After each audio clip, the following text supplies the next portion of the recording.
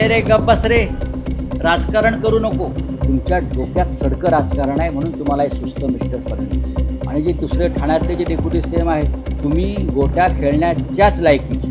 देवेंद्र फडणवीस मुख्यमंत्री काय म्हणतात एका शेतकऱ्याला, तो जेव्हा म्हणतो की आत्ता तात्काळ किती मदत करणार ते आम्हाला सांगा, हा प्रश्न आम्हालाही विचारला, उद्धवजींनाही विचारलं की आता आम्हाला काय मिळणार ते हवं आहे.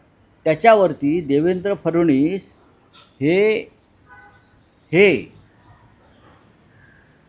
कोणत्या टोनमध्ये, रे गप बस रे, राजकारण करू नको, इथे राजकारण आणू नको. ह्यात कसलं राजकारण आहे? एक शेतकरी ज्याचं सर्व जीवन वाहून गेलं आहे, त्याचं आयुष्य वाहून गेलं आहे, तो उपाशी आहे, तो भिकेला लागला आहे, तो म्हणतोय आम्हाला आता काय मदत करणार ते सांग. आणि त्याला तुम्ही म्हणता राजकारण करू नका. तुमच्या डोक्यात सडकं राजकारण आहे म्हणून तुम्हाला हे सुचतं मिस्टर फडणवीस.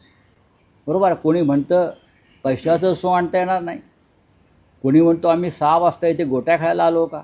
तुम्ही गोट्या खेळण्याच्याच लायकीच्या सगळे हे सरकार. तुम्ही लोकांना मदत करण्यासाठी तुमचा जन्म झालेला नाही.